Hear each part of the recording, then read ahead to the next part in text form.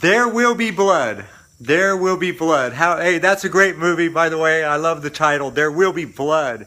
If you haven't seen the movie, do so. Daniel Day-Lewis, great movie, very original flick. But I think of that in a metaphoric kind of way. There will be blood, because in business, there is going to be some bloodshed in business. Let's hope not physically. But there is going to be blood. The more money you want to make, and if you're not careful, you're going to make the mistakes that I made, where I was bringing in over $1 million a month, and I was going broke at the time. But not only was I going broke at the time, because I was digging myself deeper in debt and all that kind of stuff, I had over 50 employees at the time, and it was just driving me crazy. It's driving me crazy. Entrepreneurs like myself tend to be some of the worst at running the business, because the skills that are required to be an entrepreneur, thinking big, thinking conceptual, not getting caught up in all the details and the minutia, that hard driving kind of offensive kind of thing that entrepreneurs are famous for or infamous for, depending on who you ask. Those are the exact opposite of the qualities it takes to be a really good manager and run a business and that kind of thing. So most entrepreneurs make terrible CEOs and presidents and that kind of thing. They don't do a very good job of running the company. In my case, money was, I was bringing in millions and millions of dollars, but the money was just running through my fingers and stuff like that. Look, it's all valuable lessons, but I'm saying be very careful and just expect problems. Expect problems. Embrace problems. Expect them. I know that's easy for me to say, and yet the last couple of weeks I've been dealing with some tremendously huge problems. I won't go into all the details here because I'm under court order not to. No. I'm worried about a possible lawsuit if I gave you specifics. But I had some very, very, very heartbreaking situations happen to me over the last 2 or 3 weeks. Heartbreaking. And so the first thing I do, and I'll keep this video short. The first thing I do, and I've been trained to do this, when hard times hit, when I'm faced with a huge, difficult situation like I've been faced with, I ask myself, the very first thing, I say, what's good about this situation? And of course, depending on how bad it is, my brain instantly says, just like yours will, probably, say there's nothing good about it. There's absolutely nothing good about it at all. But you keep asking the question. And you change the question just a little bit. So what's interesting about it? Or what could be interesting about it? What would a great comedian say about this?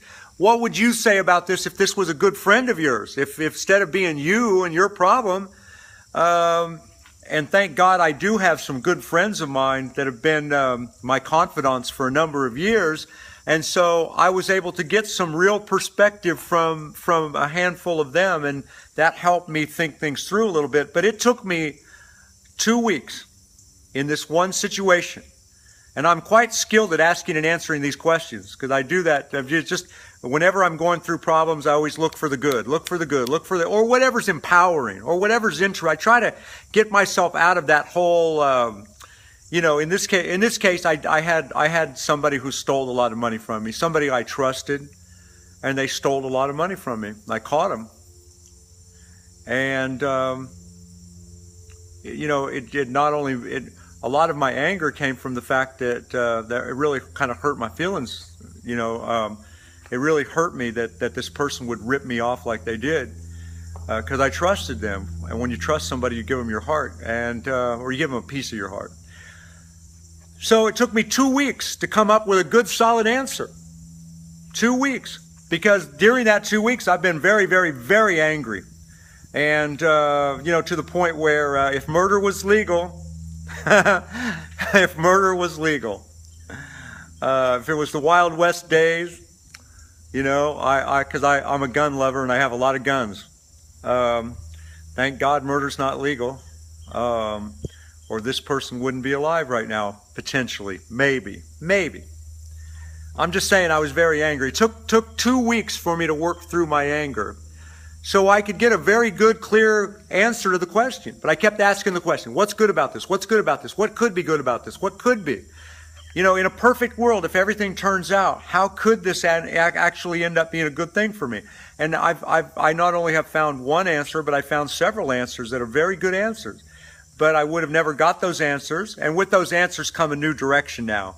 I can move past all this crap that I've been dealing with for the last couple weeks. So look, there will be blood. People will lie to you, manipulate you, cheat you. They're going to rip you off. You got to forgive them, not because they deserve it, because they absolutely don't deserve it. Somebody screws you around like this person screwed me around. They don't deserve any forgiveness. Screw them. They deserve zero forgiveness at all.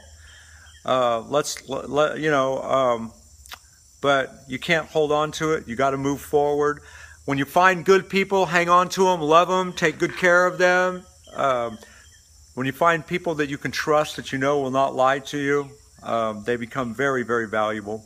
And when you get rid of somebody that's a bad person, what's good about it is that thank God you got rid of them. And then you try to find other good too, and you try to move on. But there will be blood. Expect problems. Is that just expect them. Don't try to run from it or avoid them. You work past them. You work through it. You get better and smarter and stronger and more capable, more competent. You develop your skills. That's the good part about all problems. And from an entrepreneurial perspective, we get paid to solve problems. I mean, essentially, to provide and develop products and services that ultimately solve problems. So there will be blood, expect it, but you don't have to get bloody. You can get beaten down, but you don't have to get beat. You can bend but not break, all that kind of stuff. It's just same problems that destroy or break other people down cause me to break records, all that kind of great stuff. Having a solid philosophy is essential. And I'll leave you with just three things. A few things. First, motivation. I'm going to do another video on motivation. I think that you need determination and persistence. That's all you really need to succeed. Determination and persistence. That will ultimately create the motivation. There's a lot of people that are motivated, but they never stick with it. They always give up too soon.